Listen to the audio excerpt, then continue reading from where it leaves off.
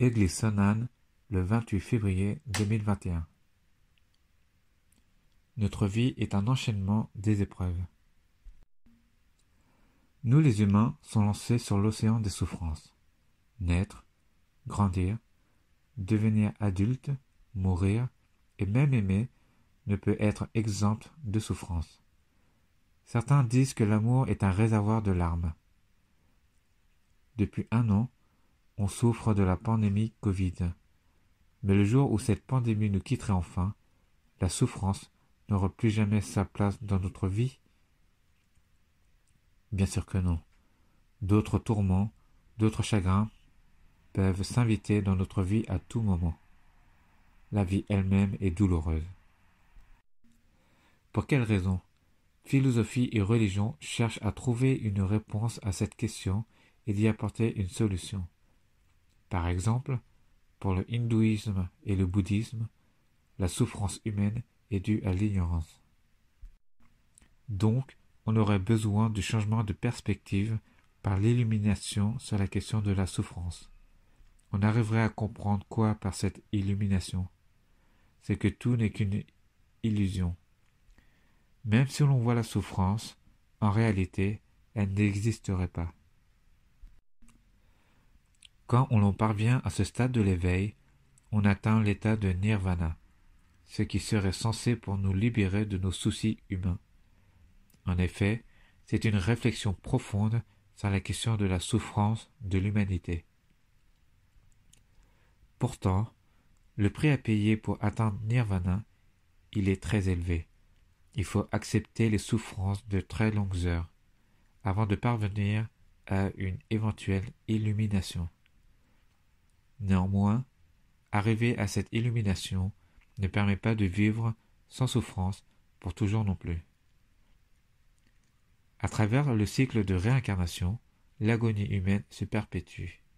Il y a quelques personnes qui parviennent à l'état de nirvana. Pourtant, la plupart des gens n'arrivent pas à se libérer du cycle de la réincarnation. Au mieux, on renaîtrait en tant qu'un être humain pour souffrir encore. Au pire, on reviendrait dans ce monde dans un corps animal, par exemple comme un chien ou un cochon. C'est une vision de la vie bien triste. Le christianisme enseigne plutôt sur l'origine des souffrances de l'humanité, qui est le péché, au lieu de se focaliser sur les souffrances elles-mêmes. Car c'est le péché qui a brisé la relation entre Dieu et les humains. C'est ainsi que la souffrance fait son entrée dans ce monde. C'est le diagnostic de la Bible. Quel est le projet de Dieu pour régler ce problème de péché afin de nous sauver? Le passage biblique pour aujourd'hui en parle. Tout d'abord, c'est le salut par Jésus-Christ seul. Galates 3,16. Or, les promesses ont été faites à Abraham et à sa descendance. Il n'est pas dit « et aux descendances », comme s'il s'agissait de beaucoup, mais il s'agit d'un seul, et à ta descendance, qui est le Christ. C'est le plan de Dieu, c'est ce qu'il a décidé. C'est pour réaliser ce projet de rédemption que Dieu a appelé Abraham et lui a promis son salut. Être délivré des fardeaux de péché et restaurer la relation avec Dieu, c'est bien cela le salut et la bénédiction. L'apôtre Paul fixe son regard sur ce détail très important, ta descendance. D'un passage biblique, Genèse 22,18, toutes les nations de la terre se béniront par ta descendance parce que tu m'as écouté. Le salut de Dieu vient par une seule personne, qui est Jésus-Christ. Dieu n'a pas prévu d'autre chemin. Jésus est le seul chemin de la rédemption divine dès le commencement. Acte 4,12. Le salut ne se trouve en aucun autre, car il n'y a sous le ciel aucun autre nom donné, parmi les humains, par lequel nous devions être sauvés. Notre part, c'est de croire en Jésus, de placer toute notre confiance en lui. C'est tout ce qu'il faut. C'est si simple. Ce n'est ni illumination, ni ascétisme, ni légalisme, ni vivre selon la conscience humaine. Tout ce que nous avons à faire, c'est d'accueillir Jésus-Christ dans notre cœur par la foi, conformément au projet de Dieu, conçu par amour pour nous. Dieu n'a jamais changé d'avis sur son projet de salut, et sa promesse reste la même. Effectivement, c'est Dieu qui a donné les commandements à Moïse. Pourtant, les commandements non plus ne sont pas les moyens de son rédemption. Galates 3, 15. Mes frères, je parle en termes humains. Quand un homme a fait son testament en bonne et due forme, personne ne peut l'abolir ni faire une injonction. Galates 3, 17. Voici ce que je veux dire. Un testament déjà en bonne et due forme par Dieu ne peut être annulé par la loi survenue 430 ans plus tard, ce qui réduirait à rien la promesse. S'il en est ainsi, pour quelle raison Dieu nous a donné sa loi, ses commandements? C'est à cause de nos transgressions. Galates 3,15. Alors pourquoi la loi? Elle a été ajoutée à cause des transgressions jusqu'à que vienne la descendance à qui la promesse a été faite. Elle a été promulguée par l'intermédiaire d'anges et au moyen d'un médiateur. S'il n'y avait pas de péché, la loi ne nous serait pas nécessaire. La loi nous est utile quand il y a des transgressions. Le fait que les commandements sont donnés aux Israélites, il signifie qu'ils étaient pécheurs. Sa loi est enseignée à travers ses commandements. Ils sont comme les haies dressées, protectrices autour du peuple de Dieu. Tout de même, observer les commandements de Dieu ne nous permet pas de devenir justes. Ces commandements nous retiennent dans une certaine mesure afin de nous empêcher d'empirer la situation.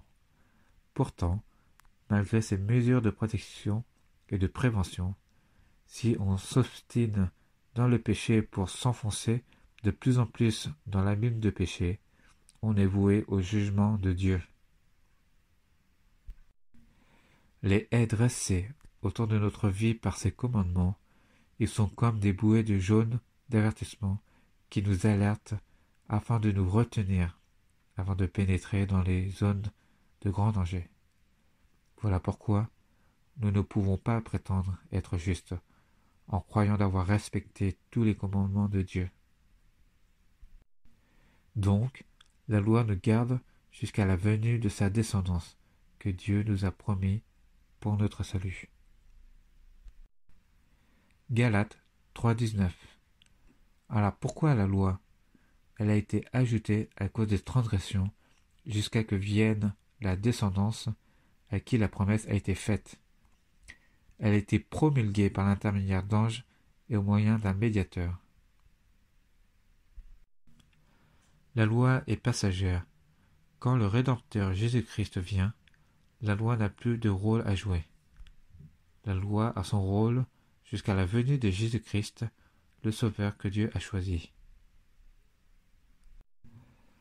L'apôtre Paul présente la loi comme une gouvernante qui éduque les enfants.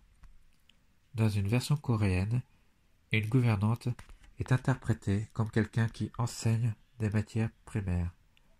Une gouvernante était chargée de l'éducation des enfants pour une famille noble. Le rôle d'une gouvernante n'est pas permanent. Les enfants doivent quitter leur gouvernante pour aller plus loin dans leur vie. La loi encadre et forme le peuple de Dieu jusqu'à la venue du Christ dans leur vie. Elle nous éduque pour nous conduire jusqu'à l'école du Christ. Celui ou celle qui rencontre personnellement le Christ au tréfonds de son âme, de son esprit, ne s'arrête pas à l'enseignement primaire de la loi, son ancienne gouvernante. C'est pour cette raison que la loi n'est pas imposée aux non-juifs qui ont accueilli Jésus comme Seigneur. Même les Juifs, qui sont bien familiers avec la loi, devraient jeter ce joug contraignant pour jouir de la liberté et de la vie renouvelée, rachetée par Jésus-Christ, afin d'approfondir leur foi enracinée en lui.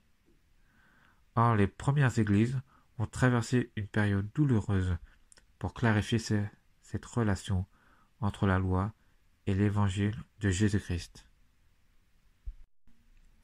Galates 3,22. Mais l'Écriture a tout enfermé sous le péché, pour que la promesse soit donnée en vertu de la foi de Jésus-Christ à ceux qui croient. Mais les choses sont tout autres.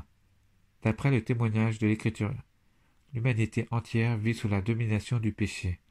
Seuls les croyants participent à la bénédiction promise par la foi en Jésus-Christ, dont les dons de Dieu sont devenus accessibles à tous ceux qui croient en lui.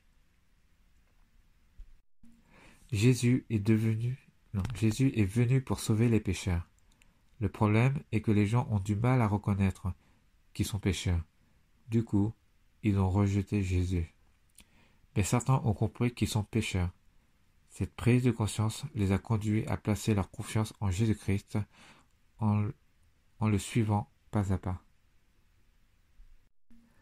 Le rôle le plus important de la loi est de nous rendre conscients de nos péchés. Par la loi, nous voyons que nous sommes pécheurs.